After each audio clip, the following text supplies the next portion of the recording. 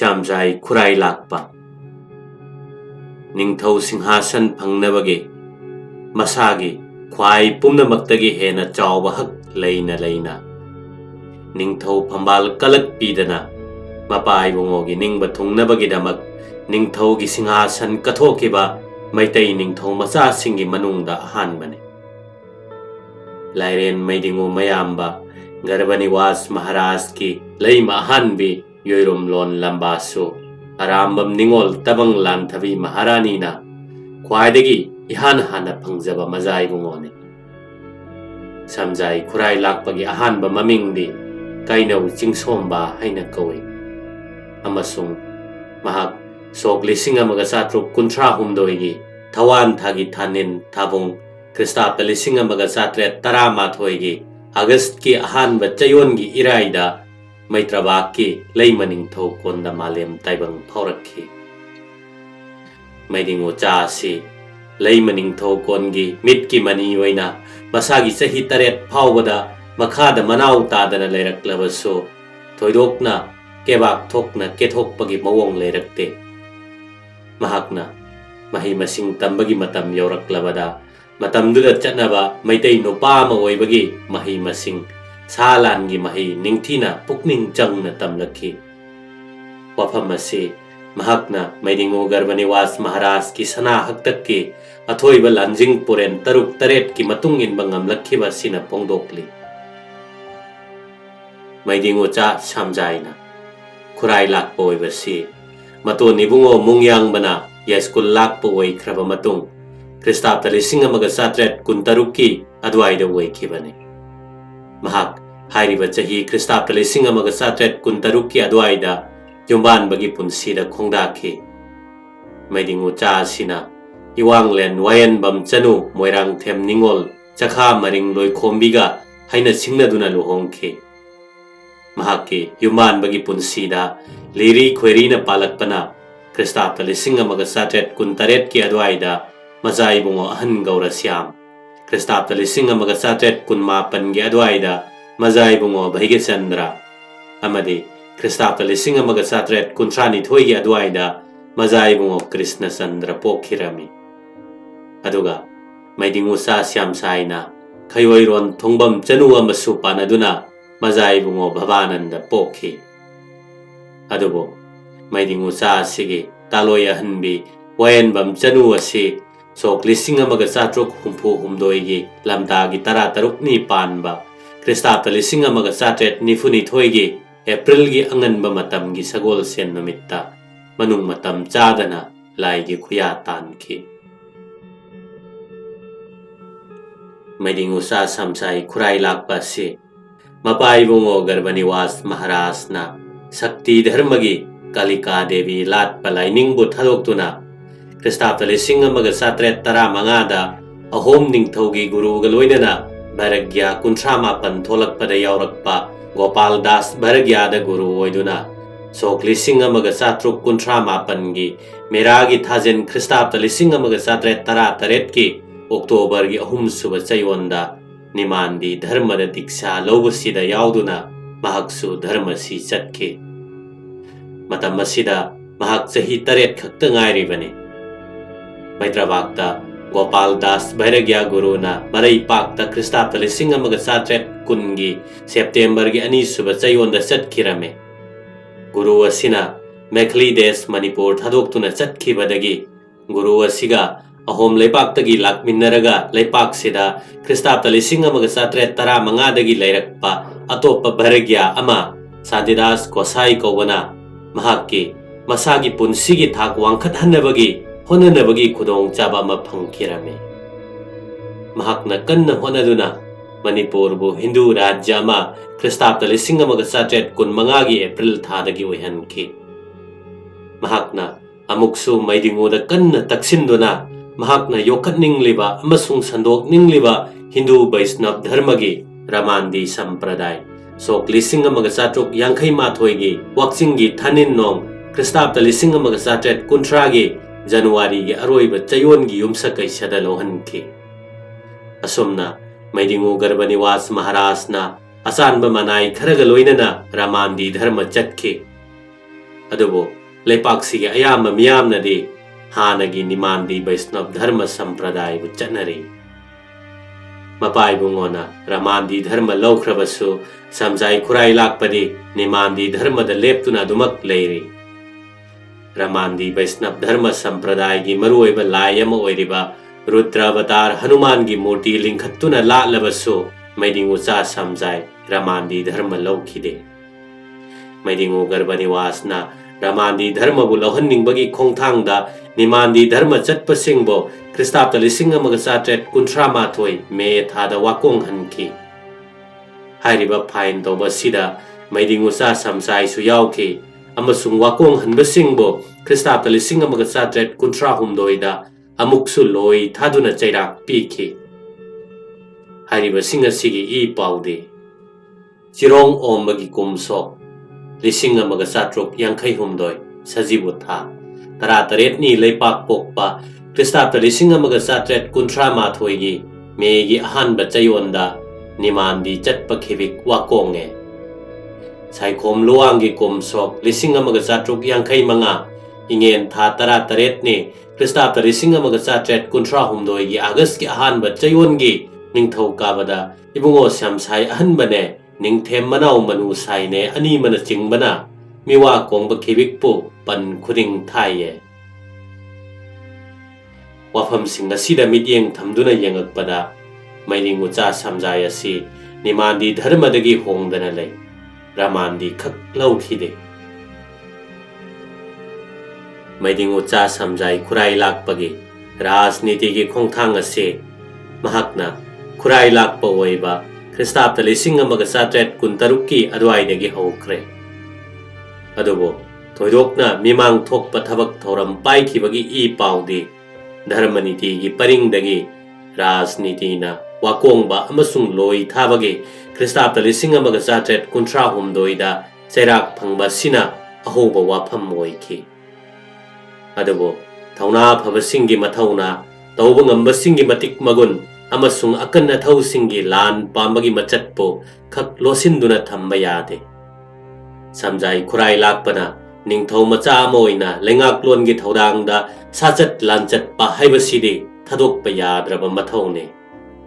ꯃꯔꯝ ꯑꯁꯤꯅ ꯃꯍꯥꯛ ꯑꯍꯥꯟꯕ ꯑꯣꯏꯅ ꯃꯇꯝ ꯑꯗꯨꯒꯤ ꯀꯟ ꯊꯧꯔꯕ ꯃꯈꯨꯔꯥ ꯏꯕꯨꯡꯉꯣ ꯈꯝꯂꯥꯡ ꯄꯝꯁꯥꯕ ꯋꯥꯡꯈꯩꯔꯥꯛꯄꯒ ꯂꯣꯏꯅꯅ ꯈ꯭ꯔꯤꯁꯇꯥബ്ꯗ 1935ꯗ ꯅꯣꯡꯄꯣꯛꯂꯣꯝꯗ ꯂꯩꯕ ꯀꯕꯨꯏ ꯆꯤꯡꯃꯤ ꯈꯨꯟ ꯂꯣꯡꯒꯥꯄꯥꯏꯗ ꯂꯥꯟꯗꯥꯕ ꯆꯠꯈꯤ ꯑꯃꯁꯨꯡ ꯃꯥꯏ ꯄꯥꯛꯅ ꯍꯜꯂꯛꯈꯤ꯫ ꯍꯥꯏꯔꯤꯕ ꯂꯥꯟꯗꯥ ꯑꯁꯤꯒꯤ ꯃꯇꯨꯡꯗ ꯃꯩꯗꯤꯡꯉꯨꯆꯥ ꯑꯁꯤ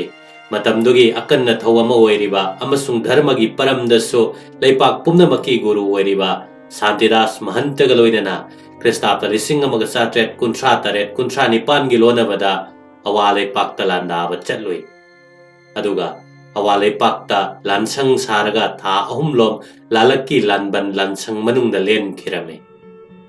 ꯍꯥꯏꯔꯤꯕ ꯑꯁꯤꯒꯤ ꯋꯥꯔꯣꯟꯗꯤ ꯈꯦꯇ꯭ꯔꯤ ꯒꯣꯕꯔꯙꯟꯒꯤ ꯀꯨꯝꯁꯣꯛ 1957 ꯄꯣꯏꯅꯨ ꯊꯥ 11ꯅꯤ ꯈ꯭ꯔꯤꯁꯇꯥബ്ꯗ 1938ꯒꯤ ꯗꯤꯁꯦꯝꯕꯔꯒꯤ ꯑꯔꯣꯏꯕ ꯆꯌꯣꯜꯒꯤ ꯂꯩꯄꯥꯛ ꯄꯣꯛꯄꯗ ꯒꯨꯔꯨꯒ ꯏꯕꯨꯡꯉꯣ ꯁꯝꯖꯥꯏꯒ ꯑꯅꯤꯃꯅ ꯆꯤꯡꯅ ꯑꯋꯥꯅꯕ ꯆꯠꯂꯦ꯫ ꯋꯥꯛꯆꯤꯡ ꯊꯥ 8ꯅꯤ ꯊꯥꯡꯖꯗ ꯃꯆꯤꯡ ꯑꯋꯥ ꯇꯦꯡꯒꯣꯟ ꯆꯩꯈꯥꯏꯕꯒꯤ ꯂꯥꯟ ꯑꯆꯪꯕ ꯀꯨꯟ ꯐꯥꯏꯌꯦ, ꯑꯁꯤꯕ 338 ꯐꯥꯏꯌꯦ꯫ 10ꯅꯤ ꯖꯅꯋꯥꯔꯤꯒꯤ 2ꯁꯨꯕ ꯆꯌꯣꯜ ꯂꯩꯄꯥꯛ ꯄꯣꯛꯄꯗ ꯑꯋꯥꯅ ꯐꯅꯁꯦ ꯍꯥꯏꯕ ꯒꯨꯔꯨꯅ ꯄꯥꯎ ꯄꯤꯔꯛꯑꯦ꯫ 18ꯅꯤ ꯌꯨꯝꯁꯀꯩꯁꯗ ꯄꯅꯥ ꯃꯔꯤꯃꯒꯤ ꯂꯧꯃꯤꯅ ꯄꯟꯁꯥ ꯇꯥꯅ ꯆꯦꯡ ꯍꯣꯟꯁꯤꯜꯂꯦ꯫ ꯐꯥꯔꯦꯟ ꯊꯥ 6ꯅꯤ ꯂꯪꯃꯥꯏ ꯆꯤꯡꯗ ꯅꯤꯡꯊꯦꯝ ꯑꯋꯥꯅꯕ ꯆꯠꯂꯦ꯫ ꯂꯝꯇꯥ ꯊꯥ 14ꯅꯤ ꯃꯥꯔꯆꯀꯤ 2ꯁꯨꯕ ꯆꯌꯣꯜ ꯂꯣꯏꯔꯝꯗꯥꯏ ꯌꯨꯝꯁꯀꯩꯁꯗ ꯒꯨꯔꯨꯁꯨ ꯅꯤꯡꯊꯦꯝꯁꯨ ꯊꯥꯡꯕꯤ ꯆꯧꯗ ꯊꯨꯡꯂꯩꯌꯦ꯫ ꯅꯣꯡꯃꯇ ꯃꯊꯪꯒꯤ ꯅꯨꯃꯤꯠꯇ ꯏꯝꯐꯥꯜꯗ ꯊꯨꯡꯂꯩꯌꯦ꯫ ꯑꯁꯨꯝꯅ ꯃꯩꯗꯤꯡꯉꯨꯆꯥ ꯑꯁꯤꯅ ꯔꯥꯖꯅꯤꯇꯤꯒꯤ ꯈꯣꯡꯐꯝꯗ ꯑꯍꯥꯟꯕ ꯊꯧꯒꯥꯏ ꯑꯃꯁꯨꯡ ꯊꯧꯗꯥ ꯂꯧꯔꯛꯄ ꯍꯧꯈꯤ꯫ ꯑꯗꯨꯒ ꯃꯊꯪꯒꯤ ꯆꯍꯤ ꯈ꯭ꯔꯤꯁꯇꯥब्ꯗ 1939ꯗ ꯑꯋꯥꯁꯤꯡꯅ ꯑꯃꯨꯛ ꯃꯩꯇꯩꯒꯤ ꯅꯤꯡꯊꯧ ꯂꯩꯉꯥꯛꯂꯣꯟꯒꯤ ꯃꯄꯥꯡꯒꯟꯕꯨ ꯁꯤꯡꯅꯔꯛꯄꯗꯒꯤ ꯆꯍꯤꯁꯤꯒꯤ ꯗꯤꯁꯦꯝꯕꯔ ꯊꯥꯒꯤ ꯑꯔꯣꯏꯕ ꯆꯌꯣꯜꯗ ꯑꯋꯥꯁꯤꯡꯕꯨ ꯅꯝꯊꯔꯨꯅꯕ ꯁꯥꯟꯇꯤꯗꯥꯁ ꯒꯨꯔꯨꯒ ꯂꯣꯏꯅꯅ ꯆꯠꯈꯤꯔꯝꯃꯤ꯫ ꯑꯗꯨꯒ ꯊꯥ 1.5 ꯑꯋꯥ ꯂꯥꯟꯗꯥ ꯈꯣꯡꯆꯠ ꯑꯃꯁꯨꯡ ꯂꯥꯟꯐꯝ ꯂꯥꯟꯁꯪꯗ ꯂꯩꯔꯨꯔꯒ ꯈ꯭ꯔꯤꯁꯇꯥब्ꯗ 1939ꯒꯤ February ani suba chayon da Imphal da thunglakhi Maidingucha Shyam Sai Khurailakpa gi rajniti gi punsida Krista talising amaga satret kuntra mapan gi chahi sidagi hauna amang banong gi mapaina paiba horakkibagum tawi kan thauna mathau masak khangna amasung mama laipaki damakta khanduna changsalakliba lengak lekan landa lanchatna chingbase samu warum pubi laman khumnabagi yengthibabu naimu kisi kiduna khoiji khada lona puribi wayanbam chanu paikhu lanthabi gomati maharani mingkhainabi sanahal samairang pokpigi mit naraba thodau sing oirakhi hairibi leimasina maidinguna khwaidigi hena khoijang khoidajabi maidingu garbaniwas ki mapari manga satpanina masagi khudong chaba matam mafam amasung tanja menja yengduna lakchakhibagi laman khumnaba mangsa tanabagi damak singchep thaba horakhi mahakna maidingu gi mafamda mahakna pokchaba macha sanahan gi damakta ningthau phambal ni rakhe pan ba kairen masana piklingayda sangom thaklam labasu kangdong pharaklabadi yarau sahing sare imong manunggi maisa langlakpa sina maidingu mayamba garbaniwas pothapam khangdana lelakki awagi lanpham kaya mai paklabasu mapabung ibungona sinaramba machan chakpa makhau ngambigi laman khumlabasu amasung awagi kanglei macha khunjau amadi khungang kaya thugai chaikhairabasu maidinguna nungaiba pokhide maram masina wakhalda charang nariba pukningda nungnangliba amasung thawoida nungotna na nungaitriba pumnamak kasidagi ngaihak wakhal thaidoknaba yum thadoktuna lamlakta nonglelunabagi punsi khongthang lokhalakhi Brahmartha dharma lobagi mingda leisang hiden mapangi langthawangi awang nongpok thangba chingdum mathakta sahi sidagi ram sala lingkhatkhi marakta achikpa mafam thiduna nongmaijingi samukok chingyagi laphu pokpidasu laining hiri konpham awang korau lansa konbu semduna tapasya mitam laktuna dhyan tawduna lelakhi Maidingucha Shyam Sai Khurailakpana Maitrabaki rajniti gi chupli pairiba maitai ningthaugi oirakliba phibam masida mityeng thamduna yenglakhi sadanbada sa hatpagi halengdraba landa lanjangda mi hatpagi tujungdraba ningthau aduna ngasi umang wamangi lainingba jangal bongi ukhong wakhonggi khangpok sangda yataba sadhu sainyasi oirakpa sida pukning thamduna oirakliba sigi maram thirakhi maibu phina kuptuna thamba yadabana Maidingucha Shyam Sai na maidingugi oirakliba phibam singi maram khanglakhi mahaki hakannabada ahan matam moisilaklaba mapai bungona leimaren gi taksinduna nirakliba ningthau phambal gi bikhya aduda machanupa ahan gi hak mathan ningdaba rajniti dharmaniti amasung samajiki achumba wayan gi warep loba pam ningthau aduna achumba wayan gi mayokta poni thoni gi paukhum pingamdana ngauchatnana kana sukhanghandana punsi leliba mapabung gi matawbo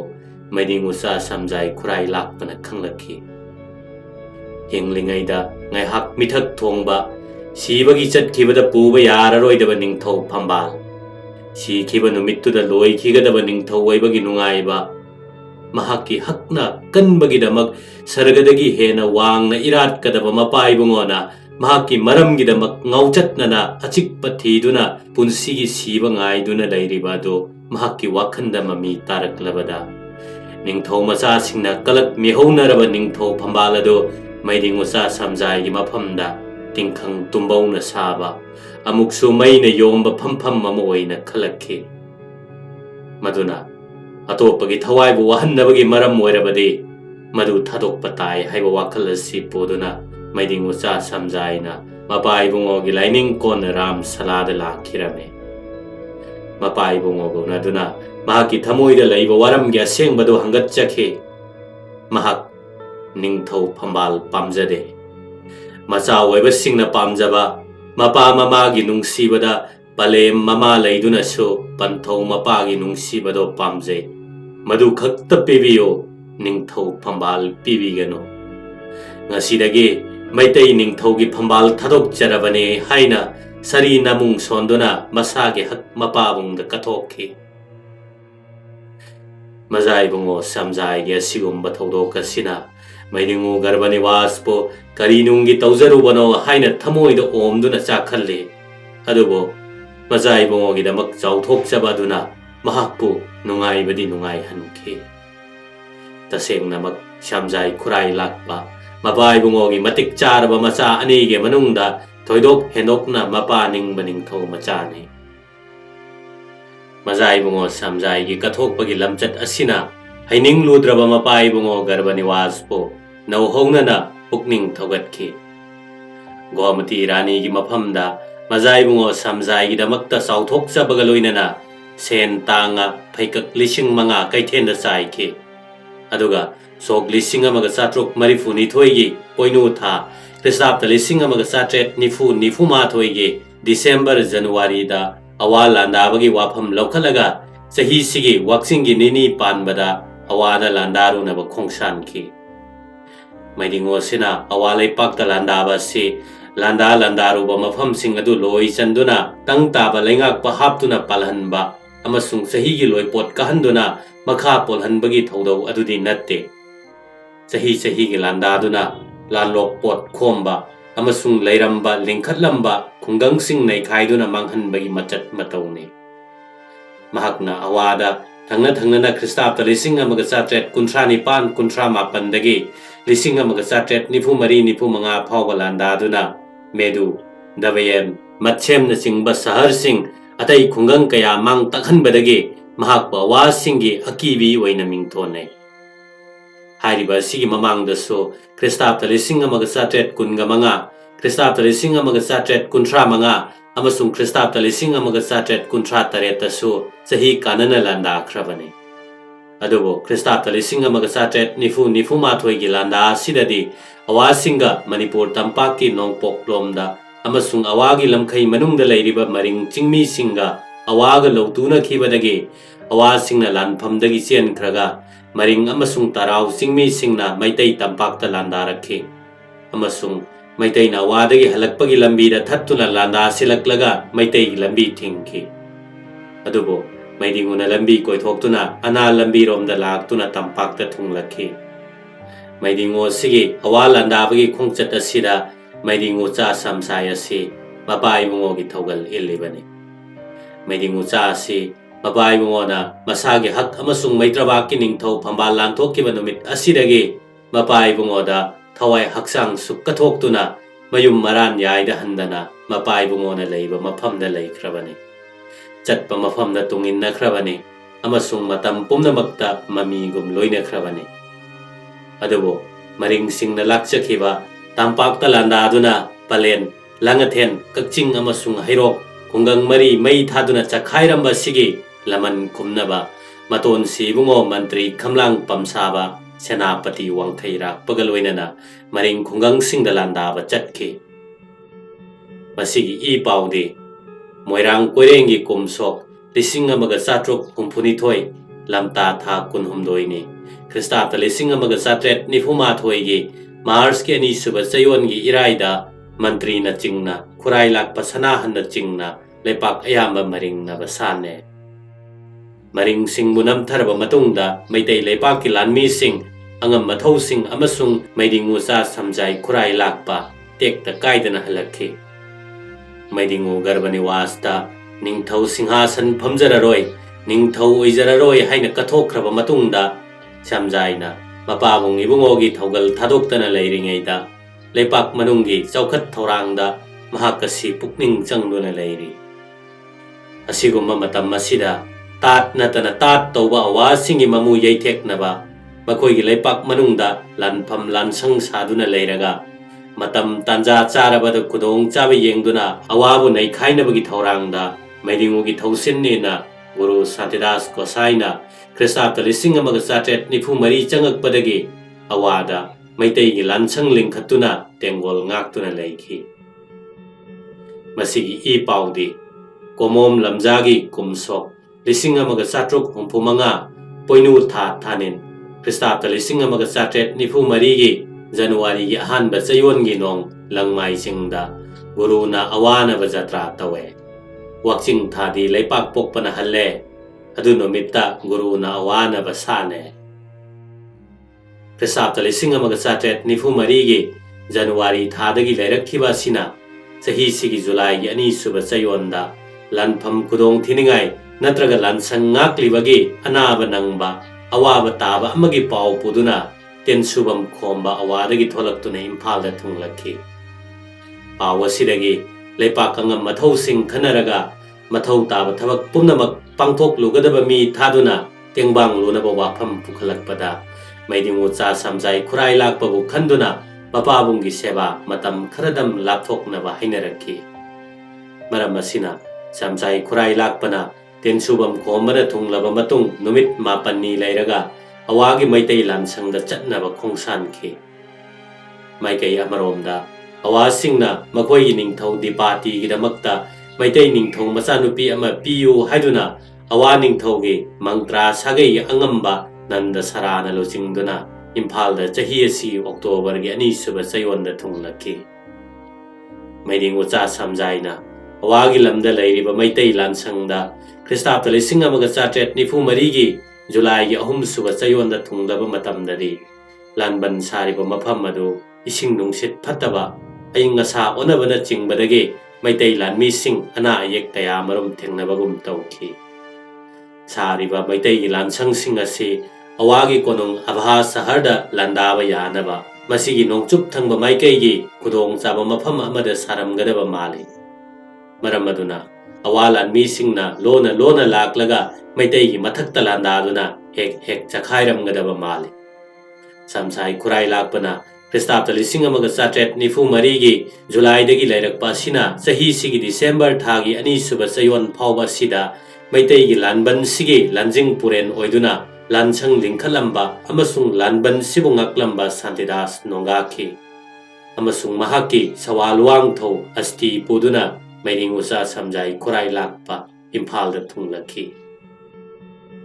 hairiba sigi warondi thanga takhengi kumsok lising amaga satruk humputaruk inga tha kunmangani iraida tensubam khomba awadagi thungleye inga tha marini langmai singda samjai awada changba sane hiangai tha kuntaret ni Christapta lising amaga satret nifu marigi December gi ani suba chayon gi leipak pokpada awada Mahapurus lila oikiye nong kaye thasi nong iraida awadagi samsai thungleye poinu tha tarama thoini leipak pokpa sija guru ongbina ganga iruppa chatkhiye tarani thoini yumsa kaisa dakri para mamyang changkhiye asumna samjai khurailakpana leipak ki chiraba matamda marai pak ki damakta lanjang khiba singgi mateng pangkhi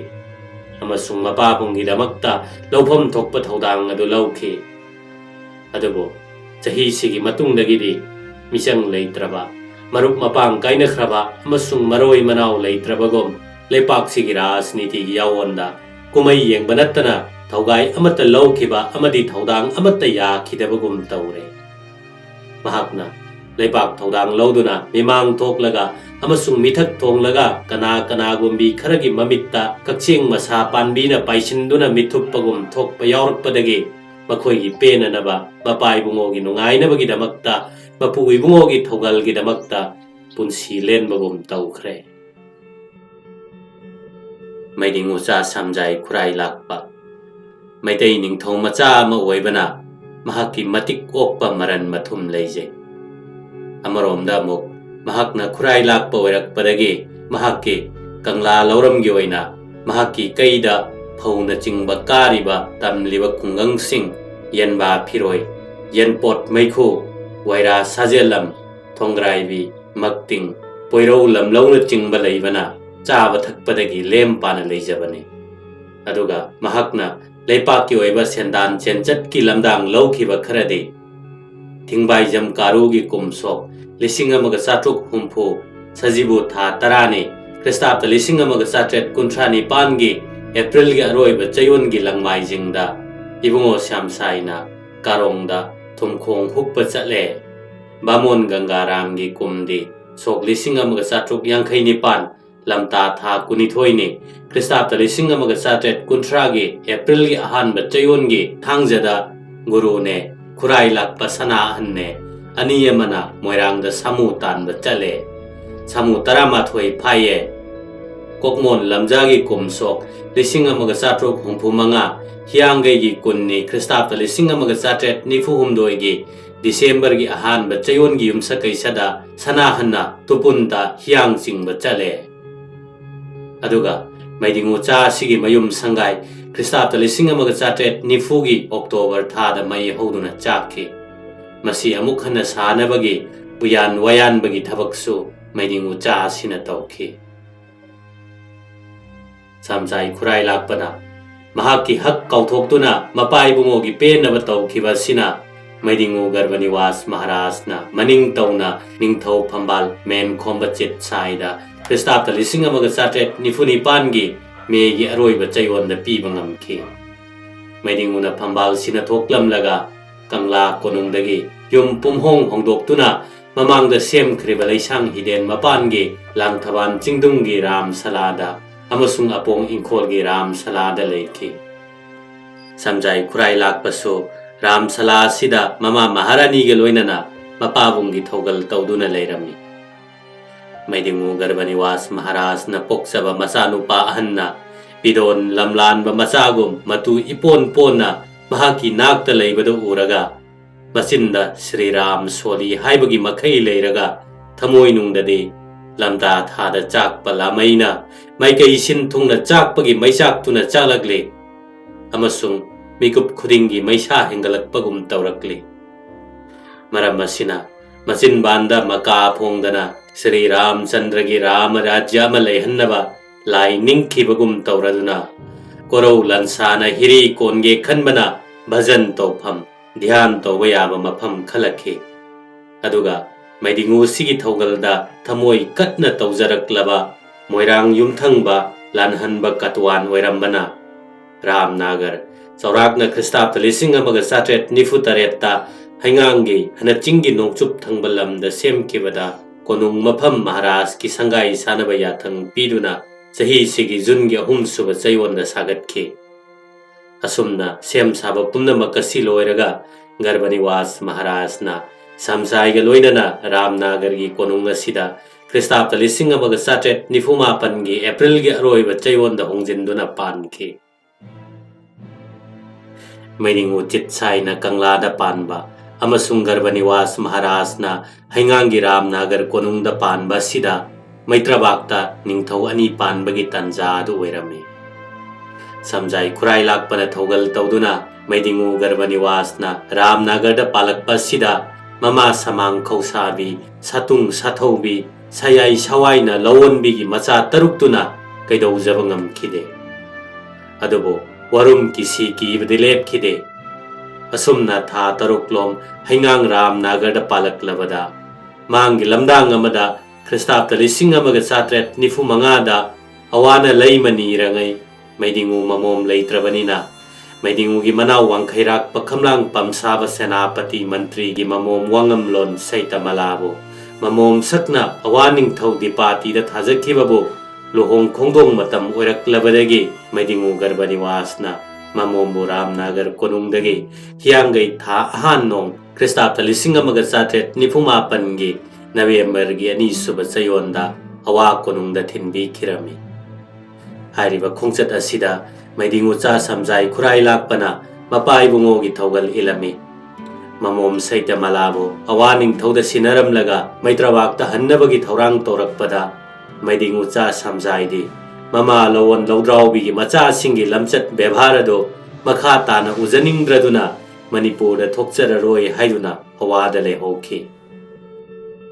masigi I paude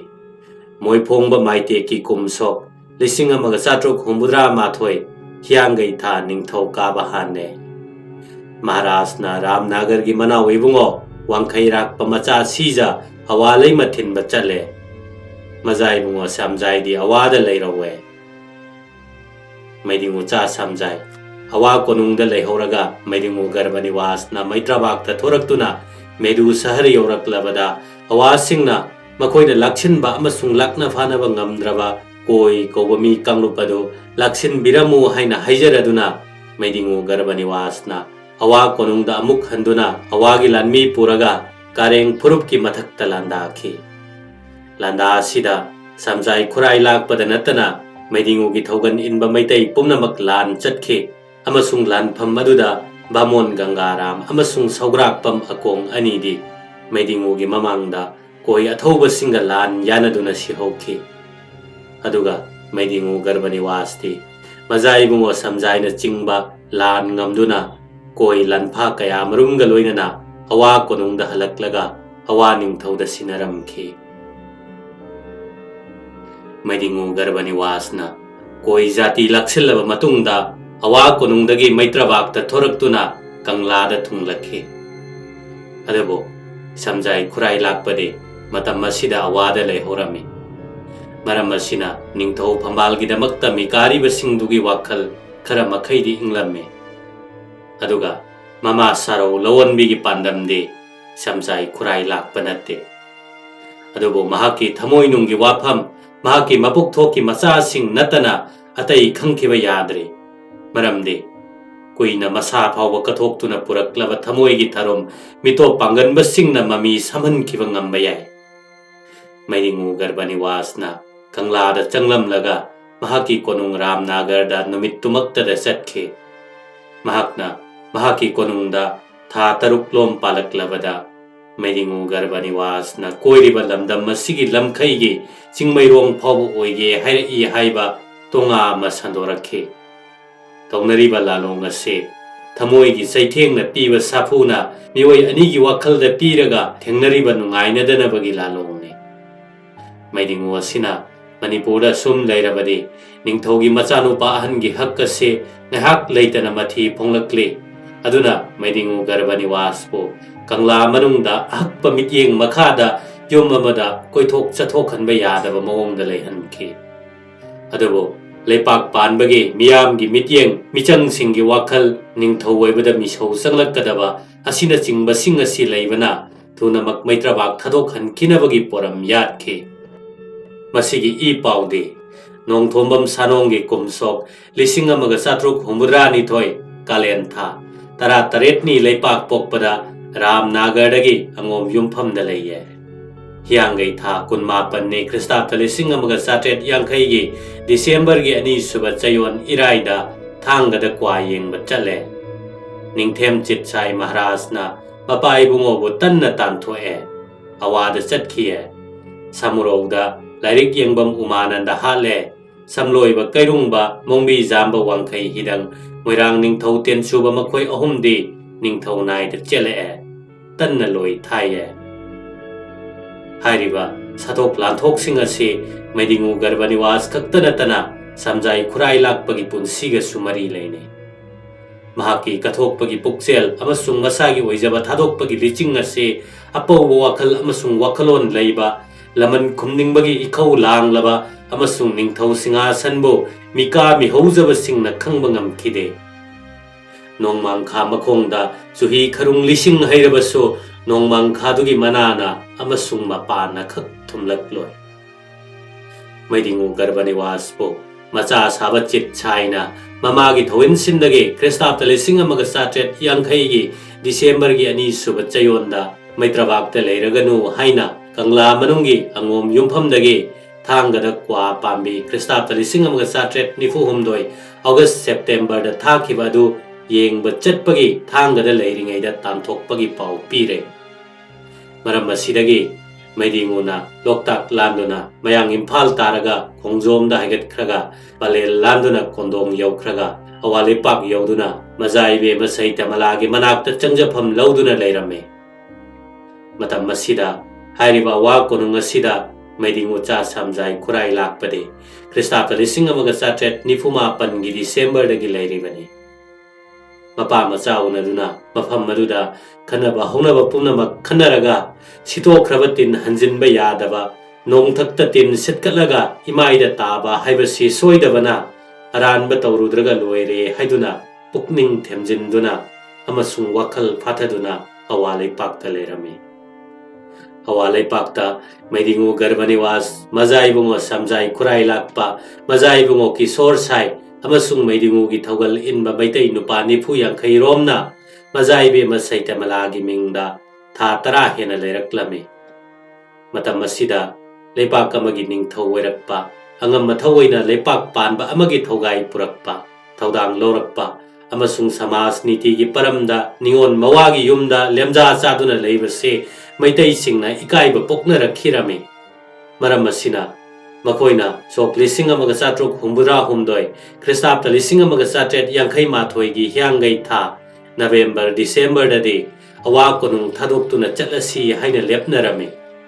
Adubo, Makoina Tay Lepak the Salu Navagi Maram Laitavana, Manipur Gimaike the Halaklame.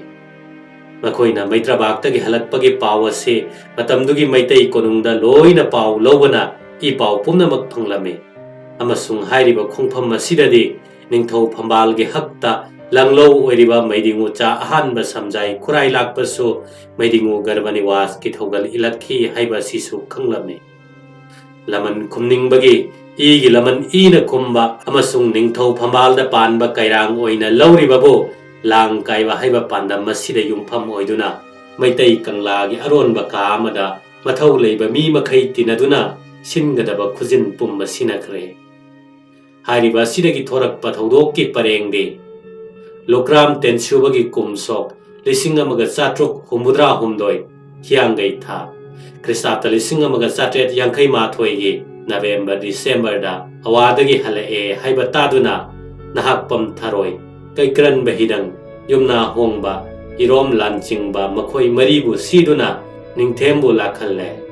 Poinu Tha Kuntarukni, Christapta Lissinga Magasatet Yankai Nitoigi, December gi Ani Subasayon Giumsa Kaisada, Garbaniwas Maharaj Nachingba Mazai Bungo Shyam Sai, Kisor Sai, Bamon Wari Bahanjaba, Mapa Macha Anima, Brahma Ram Krishna Ani, Lamboiba Lok Tas, Moirang Lalhan Bakatuan, Manau Paida Hanjaba, Manau Selungba, Angom Chandramani, Nauroiba Selungba, Ningto Kongjam Kam Deva, Ningombam Shyam Ram, Wangkai Maimu Paida Hanjaba, Takel Lambu Lairen Tumba, Asina Kivik Punamak Loinana, Tofang Hitha Ten Brahmapur Mapanda, Dilawe.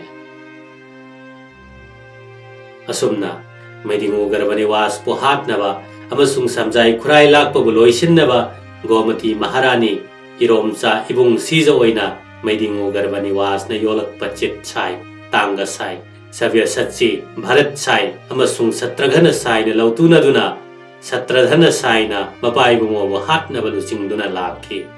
Amasung Mayambung Shyam Sai Khurailakpa, Amasung Mayambung sa Kisor Sai Buloisin na Nava, Singna Duna Shyam Saki.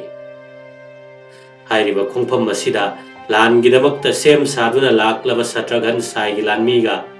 Lining Basingi, Lining Malaga Lamba Tongnavada, Maidingu Masa, Atay Kongloi Sing, Amasung Maidingu Cha Shyam Sai Khurailakpa Bu Hatki.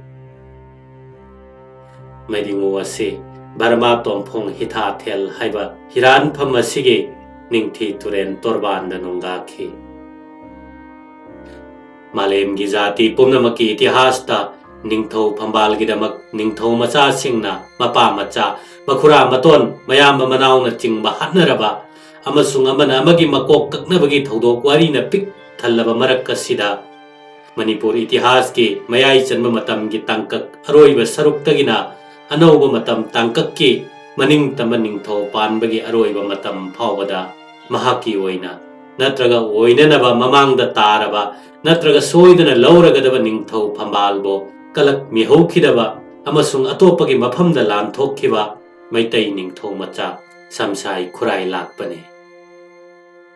Mahaki Punsida Ningtho Wekidrabaso, Mahak na Pokpa Mazai Bungo Ani, Gaura Shyam, Amasung Baigat Chandrade, Manipur gi Ningtho Weki.